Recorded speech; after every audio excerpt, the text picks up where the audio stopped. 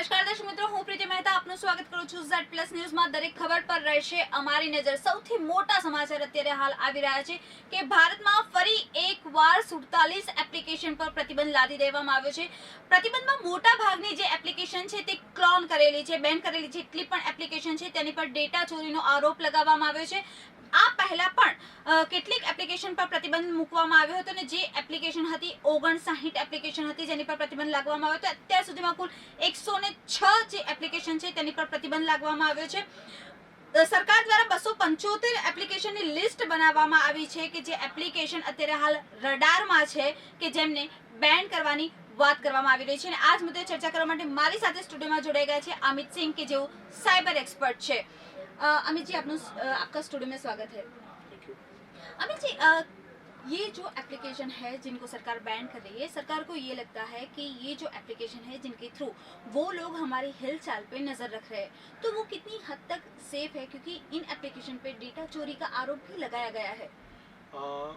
मेरे हिसाब से तो जो एप्लीकेशन होती है, जी। जैसे हम लोग साइबर सिक्योरिटी इंडस्ट्री में एप्लीकेशंस के ऊपर काफ़ी रिसर्च करते रहते हैं, तो एक एप्लीकेशन जब हम अपने फ़ोन के अंदर इंस्टॉल करते हैं तो उस एप्लीकेशंस का जो डेटा होता है, कॉन्टैक्ट डिटेल्स होते हैं, उसके अंदर फ़ोटोज़ होते हैं, ईमेल्स होते हैं हमारे, तो वो डेटा तो सारा उनके पास जाता ही जाता है। ऐसा कुछ है नहीं कि हमारा एप्लीकेशंस के थ्रू कुछ जाता नहीं हो। तो these applications are like installed in our phone to get the data, जो कॉन्टैक्ट डिटेल्स लेते हैं, फ़ोटोज़ लेते हैं, ईमेल्स लेते हैं, हमारे व्हाट्सएप की चैट्स भी लेते हैं। तो वो डिपेंड करता है कि हम कौन से सोर्स से कौन सी एप्लीकेशन यूज़ कर रहे हैं, तो वो डिपेंड करता है। जी बिल्कुल। डेटा चोरी का जो आरोप लगाया गया है तो वो कितनी हद तक सच हो सकता है, कितनी हद तक सही है? एक्चुअली डेटा का जो अभी मुद्दा है वो सबसे बड़ा मुद्दा है, और 2020 जब शुरुआत हुई थी जनवरी में, तो हमारी इंडियन गवर्नमेंट ने एक स्लोगन भी दिया था, डेटा कपड़ा इन मकान। तो जो डेटा है, डेटा की इम्पोर्टेंस बहुत ज़्यादा है। डेटा का मतलब क्या है? डेटा का मतलब आपके बैंक अकाउंट्स की डिटेल्स, डेटा का मतलब आपके फैमिली मेम्बर्स की डिटेल्स, डेटा का मतलब आपका खुद का पर्सनल मोबाइल नंबर, डेटा का मतलब आप कब मॉर्निंग में जगते हो, कब इवनिंग में सोते हो, तो वो सारी चीज़ें डेटा के अंदर ही आती हैं। तो अगर आपका डेटा कोई चुरा लेगा तो उसको आपकी ज़रूरत नहीं है। He can hack you from anywhere, he can take financially money from your account. वो आपकी लाइफ को कभी भी डिस्टर्ब कर सकता है, आपको कभी फेक एसएमएस कर सकता है, फेक कॉल कर सकता है। बहुत सारी चीज़ें होती हैं जो डेटा से रिलेटेड होती हैं। तो आपको लगता है कि ये डेटा से रिलेटेड जो डेटा चोरी होता है तो क्या वो मेरी फैमिली या मेरी कांटेक्ट डिटेल्स देख सकता है कि मेरी कांटेक्ट लिस्ट में कौन कौन लोग हैं, किन किन लोगों को मैंने ब्लॉक किया हुआ है, क्या है वो सब कुछ, क्या वो देख पाता है? हाँ, टूल्स के जो एक्चुअली यूज़ होते हैं ना, वो दो तरीके से किए जा सकते हैं। एक तो टूल का यूज़ हम जनरली किसी भी एप्लीकेशंस को रन करने के लिए, लाइक अगर कोई हमने फ़ोटो एडिटिंग का टूल लिया है तो फ़ोटो एडिटिंग का टूल हमारे फ़ोटोज़ एडिट करता है, उसके अलावा उनको क्लीन करता है और अच्छे से डिज़ाइन करके हमें देता है ताकि हम उसको सोशल मीडिया पर डाल सकें। लेकिन जो बैकएंड होता है किसी भी एप्लीकेशंस का, वो आपके फ़ोन से फ़ोटोज़ को पहले लेता है, आपके कॉन्टैक्ट को सिंक्रोनाइज करता है। तो इसका एक नेगेटिव पार्ट भी है। कुछ ऐसी स्पाई टूल्स होते हैं, या फिर किसी टूल को क्लोन करके, जो ओरिजिनल एप्लीकेशन है उसको क्लोन करके बना के मार्केट में छोड़ा जाता है, तो उससे आपका डेटा का चोरी होने का बहुत ज़्यादा रिस्क है। अमित जी, आपको लगता है कि अगर हम मैंने कोई चाइनीज एप्लीकेशन डाउनलोड की हुई, अगर मैं उसको अनइंस्टॉल करती हूँ तो क्या वो फिर भी हमारे मोबाइल में रहती है, जो कि मेरे जो डेटा होते हैं, मेरी जो हरकत होती है उसको रिकॉर्ड करती है, या वो लोग मुझे देख पाते हैं? ऐसा कुछ होता है क्या? जी, हो सकता है। ये इसमें कोई दोहरी बात नहीं है कि ऐसा नहीं हो सकता, 100% ऐसा हो सकता है। मैंने कुछ अपनी रिसर्च में कुछ ऐसी स्पाई टूल्स पे काम किया है जो कि डिलीट होने के बाद भी आपके फ़ोन के अंदर रहती हैं। तो ऐसी एप्लीकेशंस आपके फ़ोन से कभी जाती ही नहीं है। वो डिलीट क्या हो जाता है, सिर्फ एक आइकन डिलीट हो जाता है जो आपके होम स्क्रीन पर दिखता है, लेकिन उनके बैक एंड में कुछ ऐसे प्रोसेस होते हैं जो चलते रहते हैं और आपके डेटा को वेब के थ्रू सिंक्रोनाइज करते रहते हैं। तो क्या किस तरीके से, अगर मेरे फ़ोन में वो ऐप है तो मैं किस तरीके से उससे छुटकारा पा सकती हूँ? नंबर वन, जब आप किसी भी चीज़ एप्लीकेशन को डाउनलोड करते हो तो सबसे पहले आपको ये देखना है कि आपने वो रिलायबल सोर्स से डाउनलोड की है कि नहीं। जी। आपने उसको ऐप स्टोर से डाउनलोड किया है या फिर प्ले स्टोर से डाउनलोड किया है। तो ये जो कंपनी है ऐप स्टोर और प्ले स्टोर, गूगल और Apple, these companies scan entire application, वो स्कैन करके ही किसी एप्लीकेशन को ऑनलाइन आने देती हैं।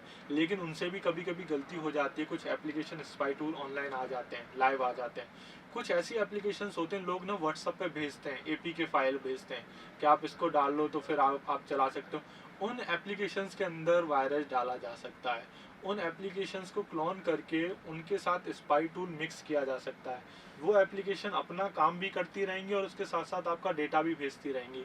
अब जैसे आपने पूछा कि बचने के क्या तरीके हैं, बचने के सिंपल तरीके हैं कि आपको ऐसी एप्लीकेशंस कभी भी डाउनलोड नहीं करनी है जो अनऑथराइज सोर्स से आपके पास आ रही हैं। नंबर सेकंड, आपको अपना डेटा का चेक रेगुलर बेसिस पे करना है कि मेरा डेटा कितना यूज़ हो रहा है, क्योंकि जब आपका डेटा कभी कहीं और जा रहा होता है तो डेटा का यूटिलाइजेशन बहुत ज़्यादा बढ़ जाता है। तो उस डेटा के यूटिलाइजेशन को जब आप मॉनिटर करोगे तो you will get to know कि ये मेरा एप्लीकेशन मेरे पर्सनल डिटेल्स कहीं और भेज रहा है। तो आप एक साइबर एक्सपर्ट से बात कीजिए, वो आपकी इस पूरे फ़ोन को स्कैन करेगा एंड देन उस एप्लीकेशन को ढूंढेगा एंड देन उसको डिलीट कर देगा। ओके। बहुत सारे लोग ऐसे होते हैं जिनको कोई लिंक भेजता है तो वो उसको देखने के लिए बरकरार रहते हैं कि लिंक में क्या आया है। तो वो उस टाइम पे क्या सावचेती रखनी चाहिए, क्या देखना चाहिए कोई भी अगर लिंक हमको भेजते हैं? क्योंकि कई बार क्या होता है कि मेरे मोबाइल में आया, मैंने आपको फॉरवर्ड कर दिया, लेकिन मैंने नहीं देखा है कि उस जो वेबसाइट है या वो जो लिंक है उसमें क्या है। तो जनरली क्या होता है, लिंक्स से क्या क्या हो सकता है पहले तो वो जानने की ज़रूरत है। जब कोई लिंक किसी को भेजता है तो एप्लीकेशन डाउनलोड हो सकती हैं जी। जो कि वल्नरेबल एप्लीकेशंस होती हैं या फिर वायरसेस होते हैं, वो आपके फ़ोन के अंदर डाउनलोड हो जाएंगे जैसे ही आप लिंक पे क्लिक करोगे। जी। आप जैसे ही लिंक पे क्लिक करते हो तो उससे आपके फ़ोन का आईपी एड्रेस उसके पास चला जाता है जिसने आपको लिंक भेजा है। उसके अलावा लिंक से आपके फ़ोन की डिटेल्स भी चली जाती है कि आप कौन सा फ़ोन यूज़ कर रहे हो, और आपकी लोकेशन भी लिंक से चली जाती है। दिस इज़ प्रैक्टिकली पॉसिबल कि जैसे ही आप लिंक पर क्लिक करते हो तो उससे आपका ब्राउज़र पता चल जाएगा, उससे आपके फ़ोन की डिटेल्स पता चल जाएगी, उससे आपका लोकेशन पता चल जाएगा कि आप किस लोकेशन पर हो। तो लिंक्स पर क्लिक करना हमें अवॉइड करना चाहिए जब तक कि हम जान न लें कि ये जो लिंक आया ये एक ऑथराइज्ड कंपनी से है या फिर ऑथराइज्ड जो भी पर्सन है वो ऑथराइज्ड है जो जिसने हमें ये लिंक भेजा है। ओके। तो लाइक क्या सावचेती रखनी चाहिए, क्योंकि आपने जब बताया कि जो कहाँ से आ रहा है वो सबसे पहले देखना चाहिए कि जो जिस बंदे ने भेजा है वो ऑथराइज है या नहीं है। वो सारी दिक्कतें हम देखते हैं कि जी। भाई कोई भी इंसान जब भी मोबाइल ऑन करता है तो देखता नहीं है कि किसने भेजा है, क्या भेजा है, तो वो डायरेक्ट ही ओपन कर देते हैं। अगर ऐसी कोई चीज़ वो लोग डाउनलोड कर लेते हैं या फिर वो खुल जाता है और उसको पता चले कि इसका डेटा चोरी हो रहा है, उस पर कोई निगाह गड़ाए रखा है, तो क्या उसको करना चाहिए? किसी साइबर एक्सपर्ट से मिलना चाहिए, अपने फ़ोन को बंद कर देना चाहिए, क्या करना चाहिए?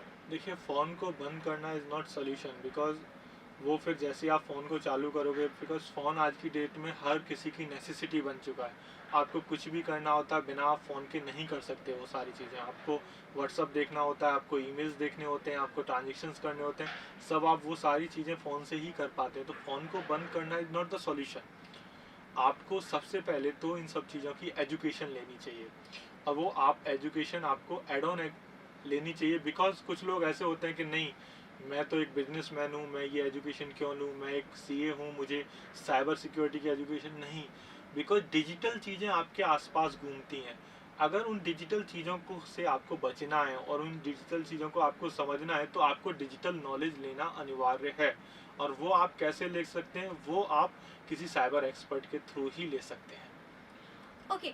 लोग जनरली ये पूछ रहे हैं कि ऐप के ज़रिए क्या हम लड़ पाएंगे चाइना से? इज़ दैट ट्रू कि ऐप को हम रिमूव करें या उस पर हम बैन लगा दें, तो क्या लाइक कैसे हम चाइना के खिलाफ लड़ पाएंगे? मैं आपको एक बहुत सिंपल सी एक छोटी सी बात बताता हूँ, ये बहुत इम्पोर्टेंट भी है। कि जब हमारा पुराना था 90s का जो दौर था, उसमें हम लोग किसी से मिलने जाते थे तो गिफ्ट्स लेके जाते थे, खुद फिजिकली प्रेजेंट होते थे, खेतों में किसान काम करते थे, बहुत सारी चीज़ें होती थी। लेकिन अभी क्या हुआ है इन 2020, हमारी चीज़ें, बहुत सारी चीज़ें डिजिटली हो गई हैं। मुझे सुबह में किसी को मैसेज करना है तो मैं उसको हाय लिख के व्हाट्सअप पे भेज दूंगा, मैं उससे मिलने नहीं जाऊंगा। मुझे आज की डेट में किसी को गिफ्ट करना है तो मैं व्हाट्सअप पे एक आइकन उसको गिफ्ट में भेज दूंगा। मैं किसी को कोई वीडियो बना के भेज दूंगा। तो चीज़ें क्या डिजिटल हो गई हैं, लोगों की फिजिकल प्रेजेंस बहुत ज़्यादा ख़त्म हो गई है। तो एक जो नेक्स्ट वॉर होगा वो साइबर सिक्योरिटी पर ही होगा, बिकॉज आज की डेट में हर बंदा सिक्योरिटी साइबर साइबर की चीज़ों से कनेक्टेड है, चाहे वो फ़ोन हो, चाहे वो टैबलेट हो, चाहे वो कंप्यूटर हो, चाहे वो एक कंपनी हो, चाहे वो एक नॉर्मल इंसान हो। तो इन सब चीज़ों को सिक्योर करने के लिए हमें बेसिक अवेयरनेस तो चाहिए ही चाहिए, और इन सब से बचने के लिए हमें ये जानकारी होना ज़रूरी है कि हम क्या कर रहे हैं, कौन सा एप्लीकेशन डाउनलोड कर रहे हैं, कौन सी वेबसाइट शेयर कर रहे हैं। और जब एक वॉर होता है तो एक कंट्री दूसरे कंट्री पर वॉर करती है, तो उसमें इंटेल जो होती है पर्सन की, वो बहुत इंपॉर्टेंट रोल रखती है। इंटेल क्या होती है? Intel is about details of that person.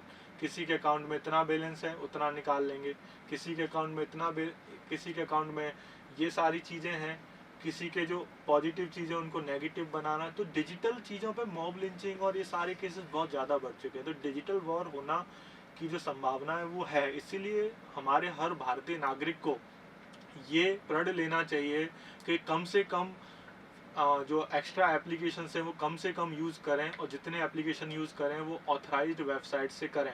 क्योंकि अगर हम लोग आगे बढ़ के इन सब चीज़ों में नहीं आएंगे तो हमारे देश का नुकसान होना है, और देश का नुकसान हमारा नुकसान। देश का नुकसान हमारा नुकसान, लेकिन कोई भी इंसान प्ले स्टोर जाता है कोई, क्योंकि अभी क्या हुआ, अरे बॉस ये वाला ऐप आपने देखा, बहुत सही है, मैं जाऊंगी प्ले स्टोर पे या मैं किसी से सेंटर से या किसी भी चीज़ से वो मैं ऐप ले लूँगी। लेकिन मुझे ये नहीं पता है कि ये ऐप कहाँ का है, किसने बनाया है, क्यों बनाया है, वो सारी चीज़ें हम नहीं देखते हैं। जैसे नहीं, कि अगर टिकटॉक की बात करें तो वो लाइक बातों बातों में ही इतना फैल गया और काफी कम समय में वो स्प्रेड आउट हो गया टिकटॉक। देखिए एक यानी जस्ट हाँ, एग्जांपल दे आई रही आई थी गॉट या I got your point. Actually क्या है कि आपको सबसे इम्पोर्टेंट चीज़ जो समझनी है वो ये है कि internet is not for free. ये आप जब अपने अकाउंट्स बनाते हो फ्री में, वो फ्री नहीं होते, वो आपका डेटा ले रहे होते हैं, नेम नंबर ईमेल आईडी, और वो किसको कब बेच दें कुछ पता नहीं। पूरे अहमदाबाद का जो डेटा है वो सिर्फ 2,000 रुपये में मिलता है। आप अहमदाबाद डेटाबेस सर्च करो ऑनलाइन, आपको 2,000 रुपये में पूरे अहमदाबाद का डेटा मिल जाएगा, वो भी सेग्रीगेट तरीके से, डॉक्टर्स का अलग, इंजीनियर्स का अलग। There is a multiple website, not the single website. तो ये जो डेटा का जो गेम है, it's a very big game. तो अब जब आप कोई भी एप्लीकेशन डालते हो, कोई भी जैसे मैं आपको एक बहुत अच्छा एग्जांपल देता हूँ कि जैसे हमारा बॉर्न होता है और हमें एक नाम दिया जाता है ना, ऐसे ही जिस दिन हम इंटरनेट पे कोई ईमेल आईडी क्रिएट करते हैं तो इंटरनेट पे हमारा बॉर्न होता है। So digital identity is our most important identity. तो आप जैसे अपने आप को किसी के साथ बहुत इजीली शेयर नहीं करते, आप डिजिटल आइडेंटिटी को भी किसी के साथ शेयर मत कीजिए। फिर से एक बार ફરી એકવાર બતાવી દઉં છું કે ભારતમાં ફરી એકવાર 47 ચીની એપ્લિકેશન પર પ્રતિબંધ લાગવામાં આવ્યો છે। પ્રતિબંધિતમાંથી મોટા ભાગની જે એપ છે તે ક્લોન કરેલી છે, બેન કરેલી એપ પર ડેટા ચોરીનો આરોપ લગાવવામાં આવ્યો છે। પહેલા 59 એપ પર પ્રતિબંધ લાદવામાં આવ્યો હતો અને અત્યાર સુધી કુલ 106 એપ્લિકેશન પર પ્રતિબંધ લાગી દેવામાં આવ્યો છે। સરકાર દ્વારા 275 એપની લિસ્ટ બનાવવામાં આવી છે જેને નજીકના ભવિષ્યમાં જ બેન કરવામાં આવશે। हम बात कर रहे थे अमित सिंह से जो कि साइबर एक्सपर्ट है। अमित जी, जो कि हम पैसों की लेन देन करते हैं कि उनकी डिटेल्स भी क्या कोई इंसान देख सकता है? अगर लाइक मैंने पेटीएम के ज़रिए या कोई भी और ऐप के ज़रिए कोई भी चीज़ खरीदी या लाइक क्रेडिट हुआ, डेबिट हुआ, तो मेरे पे कोई नज़र रख सकता है? Is that true? फिजिकल क्या होता है कि जो हमारी फिजिकल प्रेजेंस होती है, मुझे कनेक्ट होने के लिए किसी से मिलने जाना होगा। लेकिन डिजिटल कनेक्ट कैसे होती है कि जैसे मैं टीवी के माध्यम से काफ़ी सारे लोगों से अभी जुड़ने वाला हूँ, तो डिजिटल कनेक्टिविटी जो होती है वो एक नहीं मल्टीपल लेयर्स में काम करती है। आपने कोई चीज़ बना दी, वो किस किस के पास जाएगी आपको नहीं पता होता, क्योंकि आप उसको ट्रेस नहीं कर सकते, because there is a millions of billions mediums, WhatsApp, Facebook, Instagram, Twitter, LinkedIn, Facebook, और भी बहुत सारे ऐसे छोटे छोटे प्लेटफॉर्म्स हैं जहाँ पर सोशल मीडिया में लोग चीज़ें शेयर करते रहते हैं। तो हमें जो जानकारी और सतर्कता रखनी है कि इजीली हमें हमारी फीलिंग्स ऑनलाइन शेयर नहीं करनी है। अगर हम अपनी फीलिंग्स ऑनलाइन शेयर कर रहे हैं तो वो हमारी फीलिंग्स को बेच सकते हैं। जैसे अगर आप कोई भी चीज़ गूगल पे जाके सर्च करते हो अ बैग, और वही चीज़ आपको फेसबुक में दिखने लग जाएगी, वही आपको इंस्टाग्राम में बैग्स दिखने लग जाएंगे। वो क्यों होता है? क्योंकि वो सारा की सारा डिज़ाइन एल्गोरिथम्स होते हैं। वो टेक्निकल लोग उनको डिज़ाइन करते हैं, नॉर्मल लोगों को वो समझ में नहीं आता।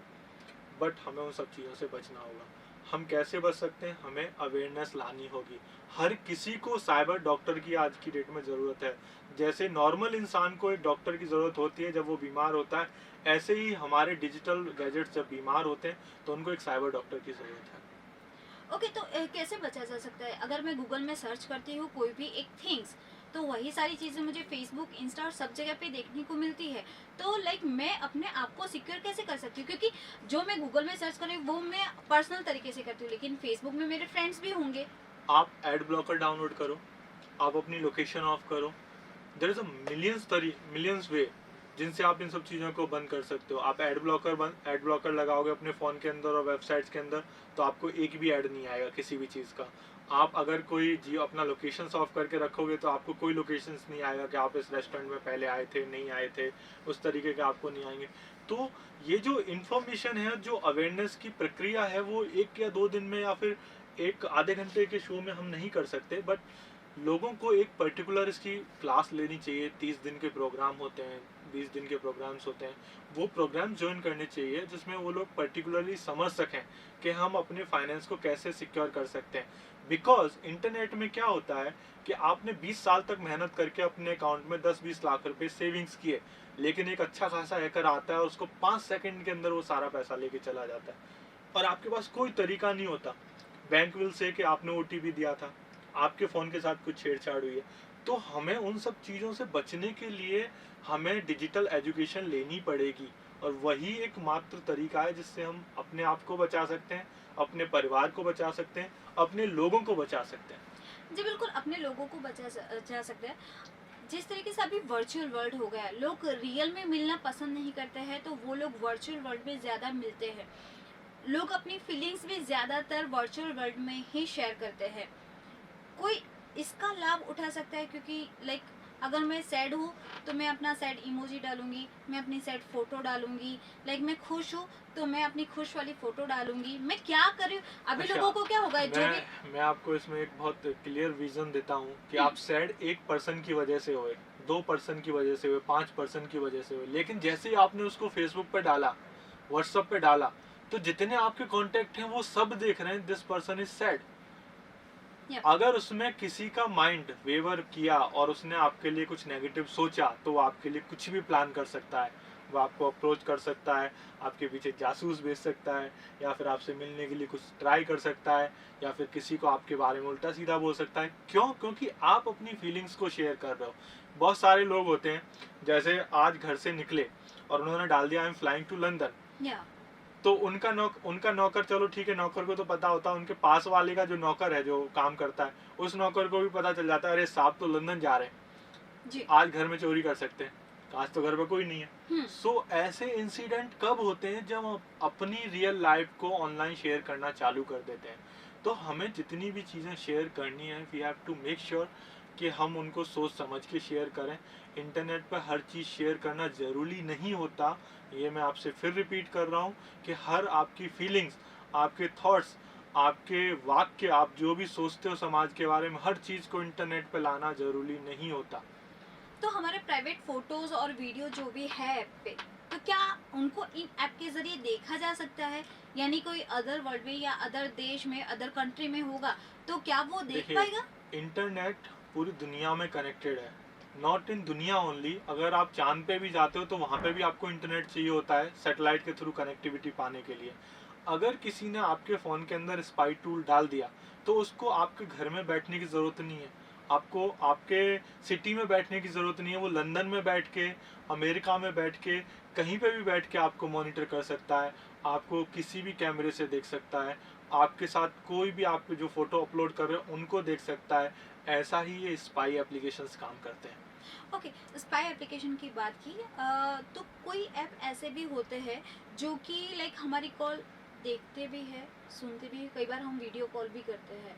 तो लाइक क्या इन ऐप से ये मुमकिन है कि हम लोग की जो कॉल डिटेल्स होती है वो देखी और सुनी जा सकती है? Is that true? हाँ, ये बिल्कुल हो सकता है। कॉल डिटेल्स सुनी भी जा सकती हैं एक एप्लीकेशन के थ्रू। कॉल डिटेल्स का ऑडियो भी सुनाया जा सकता है। कॉल डिटेल्स का ड्यूरेशन भी निकाल सकते हैं। अच्छा, ये तो हम लोगों को याद भी नहीं होगा कि हमने 1 साल पहले किसको कॉल किया था, उसका ऑडियो भी निकाल सकता है। ओके। ऐसे भी एप्लीकेशंस हैं, अगर डाल दिया आपके फ़ोन के अंदर और आप सेम फ़ोन यूज़ कर रहे हो तो आपके 1 साल पुराना ऑडियो भी निकाल सकते हैं। जी बिल्कुल। और जिस तरीके से अभी बैंक के फ्रॉड बहुत ज़्यादा हो रहे हैं, जो कि बोला जाता है कि चाइनीज़ ऐप के थ्रू हो रहे हैं, कई बार ऐसा होता है कि ओटीपी जनरेट होता है और ओटीपी मांगते हैं। पूरा एक सिनेरियो ऐसा बन गया है। आपने हाल फिलहाल में ही 12 लाख रुपए समथिंग वापस लिए थे, तो वो पूरा सिनेरियो किस तरीके से ये पूरा गैंग काम करता है, ये ऐप काम करती है? एक्चुअली आपके फ़ोन का एक्सेस के लिए बहुत सारे तरीके होते हैं। जैसे ओटीपी चाहिए, फाइनेंशियल ट्रांजेक्शन्स की बात करें तो लोगों को ओटीपी चाहिए होता है, या फिर मैं ऐसा बोलूँ कि उनको एक ऐप डाउनलोड करवाना होता है, जैसे क्यूएस एप्लीकेशन है या कोई जो ऐसी एप्लीकेशन जो आपकी स्क्रीन शेयर कर सके, ऐसी एप्लीकेशन वो लोग आपसे डाउनलोड कराते हैं। उनके पास आपकी बेसिक डिटेल्स होती हैं। वो बेसिक डिटेल्स कौन देता है? आप लोग देते हो। आप लोग कैसे देते हो? आप अपना मोबाइल नंबर शेयर करते हो, आप अपनी फीलिंग्स शेयर करते हो, तो आपके नाम से वो आपके मोबाइल के नाम से आपके घर तक पहुंच जाते हैं। घर में वो सारी डिटेल्स देख लेते हैं, फेसबुक पे पहुंच जाते हैं। तो ये कनेक्टिविटी के साथ वो उनके पास आपके क्रेडिट कार्ड और डेबिट कार्ड की डिटेल्स होती हैं।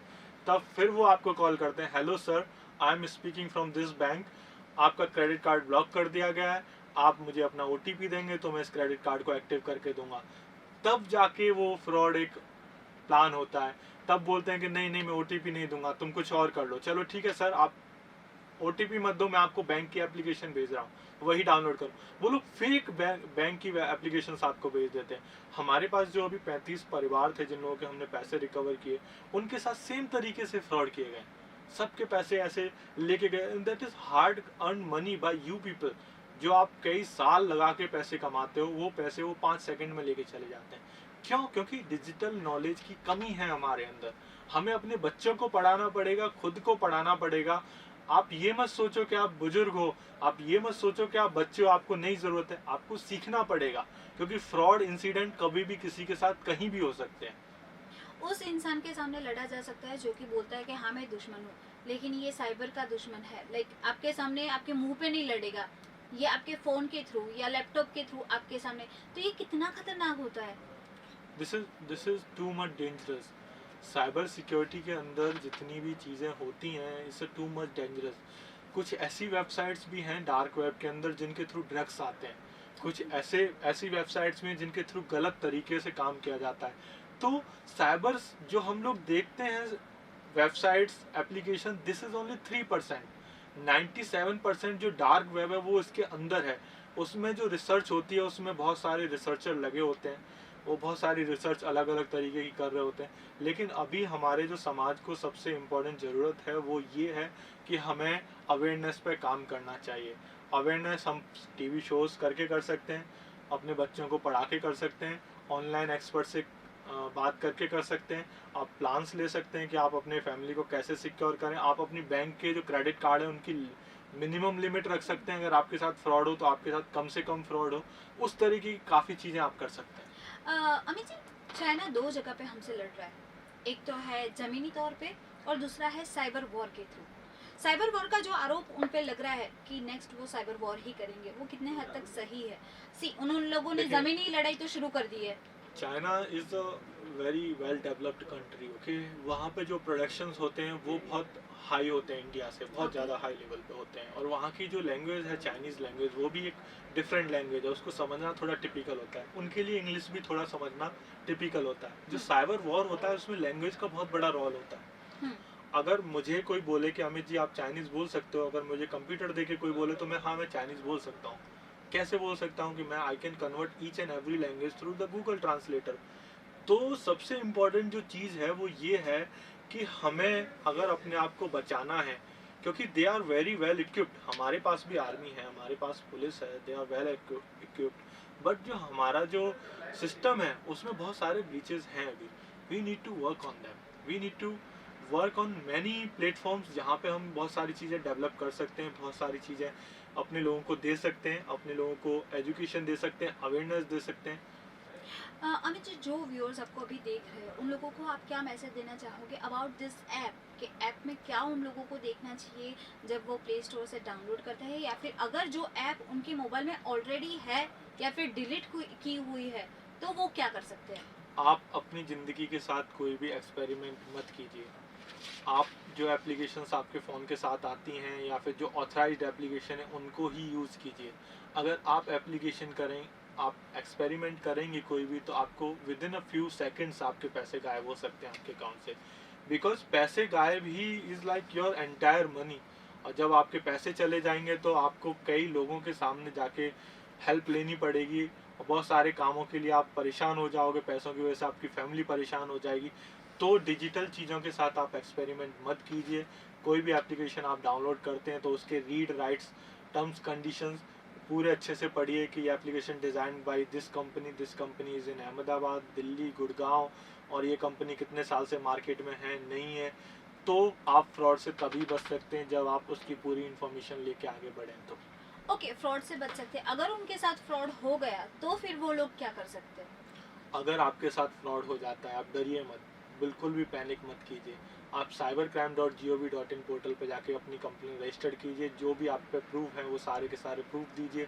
किसी प्राइवेट साइबर सिक्योरिटी एक्सपर्ट को आप जानते हैं तो उससे मिलिए, वो आपकी हेल्प कर सकते हैं। बिकॉज फ्रॉड होने के बाद में बहुत सारे लोग तो ऐसे डर जाते हैं कि हमारे पैसे चले गए, अब हम क्या करें, और वो उल्टे सीधे रास्तों पे भटकते रहते हैं। Please don't do that. cybercrime.gov.in जो पोर्टल है, आप उस पर जाके लॉगिन कीजिए, वहाँ पे FIR फाइल कीजिए।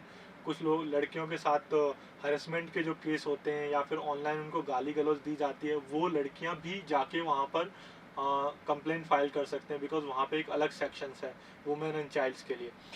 अगर आप अनोनिमस फाइल करना चाहते हैं, आप अनोनिमस फाइल कर सकते हैं। आप किसी दूसरे के लिए फाइल करना चाहते हैं, दूसरे के लिए फाइल कर सकते हैं। वहाँ पे हर तरीके के ऑप्शन हैं। ये सेंट्रल गवर्नमेंट की वेबसाइट है जहाँ पे जाके आप कंप्लेंट कर सकते हैं। जी बिल्कुल।